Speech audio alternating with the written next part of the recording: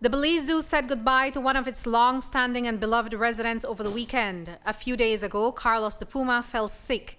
Medical tests show that he was fighting a cancerous tumor, but by Sunday morning, he was dead.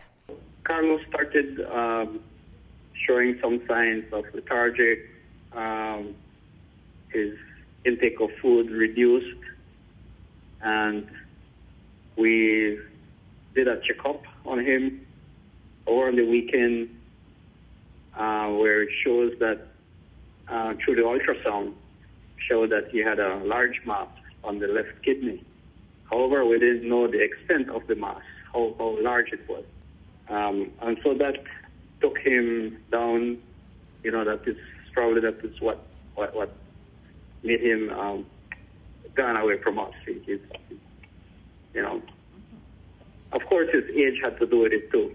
Carlos the Puma was 17 years old, an age that, according to the Belize Zoo, is beyond the life expectancy of wild pumas. Thanks to the zoo, Carlos lived for almost 2 decades after he was taken in as a rescued cub from the village where he got his name, San Carlos in Orange Walk, back in 2003.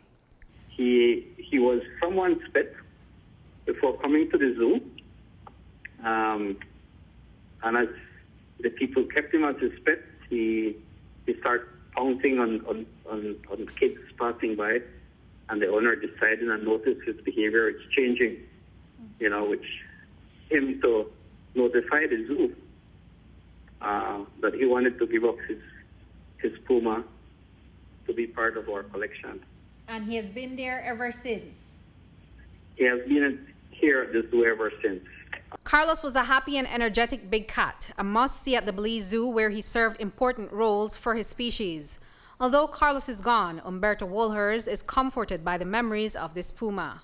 He has been our puma ambassador, his species ambassador, a great animal, great energy. He's like one of the first animals that would show up front once we call him up. He loves it. He used to love his meat, and he used to love it. He was a young cat. A lot of people would always like to touch animals. However, we don't really used to practice that. But when we had to go very close, we used to touch his fur. He used to purr. As they don't grow, they purr.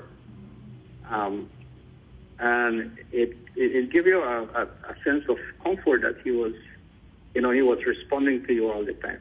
And so the zoo was able to provide him with a happy and comfortable home right up to his death. It's a tremendous loss, but because he was being domesticated from a young age, the zoo gave Carlos a lease on life. Zookeepers estimate that he would have only been able to spend 2 years alive had he been released into the wild after he was rescued. The small animals would always be very hard to release back into the wild.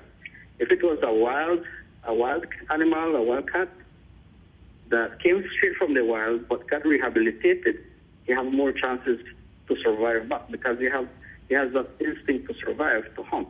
Mm-hmm. The instincts, they get it from their mother, who teach them to do that, to hunt. But when it's a little cub, when it's a little baby, he don't have that instinct to be able to survive. What they do is if you release them, they'll come right back. The animals who are in captivity, we give them the best care we can. But when the time goes and it's time to leave, then we only remain with good memories of the animals we care for. With Carlos gone, the zoo is left with 2 pumas, Freddie and Princess. Reporting for News 5, I'm Andrea Polanco.